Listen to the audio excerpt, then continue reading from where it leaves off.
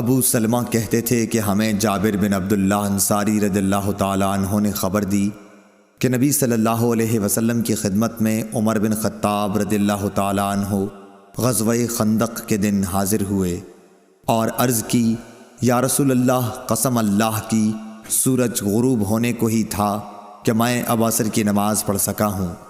آپ جب حاضر خدمت ہوئے تو روزہ افطار کرنے کا وقت آ چکا تھا۔ نبی کریم صلی اللہ علیہ وسلم نے فرمایا، قسم اللہ کی میں نے بھی تو نماز عصر نہیں پڑھی ہے۔ پھر آپ بطحان کی طرف گئے، میں آپ کے ساتھ ہی تھا۔ آپ نے وضو کیا، پھر عصر کی نماز پڑھی، سورج ڈوب چکا تھا، پھر اس کے بعد مغرب کی نماز پڑھی۔ صحیح بخاری حدیث نمبر 641۔ عبدالعزیز بن صہیب نے حضرت انس رضی اللہ تعالیٰ عنہ سے بیان کیا، انہوں نے کہا کہ نماز کے لیے تکبیر ہو چکی تھی اور نبی صلی اللہ علیہ وسلم کسی شخص سے مسجد کے ایک گوشے میں چپکے کان میں باتیں کر رہے تھے۔ پھر آپ نماز کے لیے جب تشریف لائے تو لوگ سو رہے تھے۔ صحیح بخاری حدیث نمبر 642۔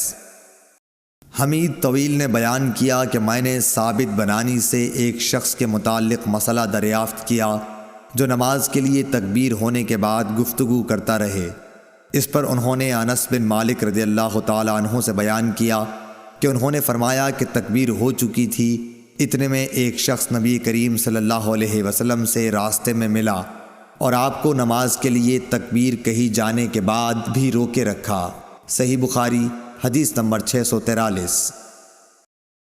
حضرت ابو ہریرہ رضی اللہ تعالیٰ عنہ سے روایت ہے کہ رسول کریم صلی اللہ علیہ وسلم نے فرمایا، اس ذات کی قسم جس کے ہاتھ میں میری جان ہے، میں نے ارادہ کر لیا تھا کہ لکڑیوں کو جمع کرنے کا حکم دوں، پھر نماز کے لیے کہوں، اس کے لیے اذان دی جائے، پھر کسی شخص سے کہوں کہ وہ امامت کرے، اور میں ان لوگوں کی طرف جاؤں جو نماز باجماعت میں حاضر نہیں ہوتے، پھر انہیں ان کے گھروں سمیت جلا دوں۔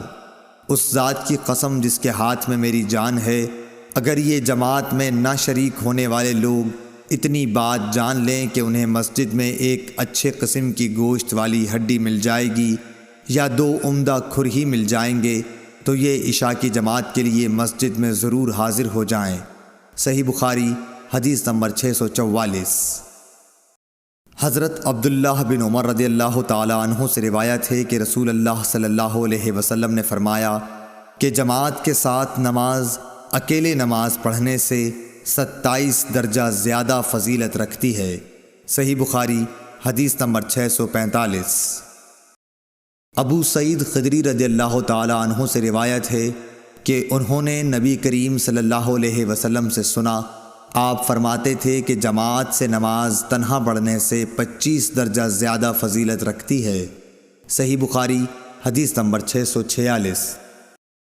ابو صالح نے کہا کہ میں نے حضرت ابو ہریرہ رضی اللہ تعالیٰ عنہ سے سنا کہ نبی صلی اللہ علیہ وسلم نے فرمایا کہ آدمی کی جماعت کے ساتھ نماز گھر میں یا بازار میں پڑھنے سے 25 درجہ زیادہ بہتر ہے۔ وجہ یہ ہے کہ جب ایک شخص وضو کرتا ہے اور اس کے تمام آداب کو ملحوظ رکھ کر اچھی طرح وضو کرتا ہے، پھر مسجد کا راستہ پکڑتا ہے اور سوائے نماز کے اور کوئی دوسرا ارادہ اس کا نہیں ہوتا، تو ہر قدم پر اس کا 1 درجہ بڑھتا ہے اور 1 گناہ معاف کیا جاتا ہے، اور جب نماز سے فارغ ہو جاتا ہے تو فرشتے اس وقت تک اس کے لیے برابر دعائیں کرتے رہتے ہیں جب تک وہ اپنے مصلی پر بیٹھا رہے، کہتے ہیں، اے اللہ اس پر اپنی رحمتیں نازل فرما، اے اللہ اس پر رحم کر، اور جب تک تم نماز کا انتظار کرتے رہو گویا تم نماز ہی میں مشغول ہو۔ صحیح بخاری حدیث نمبر 647۔ سعید بن مسیب اور ابو سلمہ بن عبد الرحمن نے خبر دی کہ حضرت ابو ہریرہ رضی اللہ تعالیٰ عنہ نے کہا کہ میں نے نبی کریم صلی اللہ علیہ وسلم سے سنا، آپ صلی اللہ علیہ وسلم نے فرمایا کہ جماعت سے نماز اکیلے پڑھنے سے 25 درجہ زیادہ بہتر ہے، اور رات دن کے فرشتے فجر کی نماز میں جمع ہوتے ہیں۔ پھر ابو ہریرہ رضی اللہ تعالیٰ عنہ نے فرمایا کہ اگر تم پڑھنا چاہو تو سورہ بنی اسرائیل کی یہ آیت پڑھو، ان قرآن الفجر کان مشہودا، یعنی فجر میں قرآن پاک کی تلاوت پر فرشتے حاضر ہوتے ہیں۔ صحیح بخاری حدیث نمبر 648۔ شعیب نے فرمایا کہ مجھ سے نافع نے ابن عمر رضی اللہ تعالی عنہ کے واسطے سے اس طرح حدیث بیان کی کہ جماعت کی نماز اکیلے کی نماز سے 27 درجہ زیادہ فضیلت رکھتی ہے۔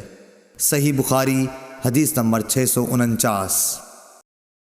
اعمش نے بیان کیا کہ میں نے سالم سے سنا، کہا کہ میں نے ام درداء سے سنا، آپ نے فرمایا کہ ایک مرتبہ ابو درداء آئے، بڑے خفا ہو رہے تھے۔ میں نے پوچھا کہ کیا بات ہوئی جس نے آپ کو غضبناک بنا دیا؟ فرمایا خدا کی قسم، حضرت محمد صلی اللہ علیہ وسلم کی شریعت کی کوئی بات اب میں نہیں پاتا سوائے اس کے کہ جماعت کے ساتھ یہ لوگ نماز پڑھ لیتے ہیں۔ صحیح بخاری حدیث نمبر 650۔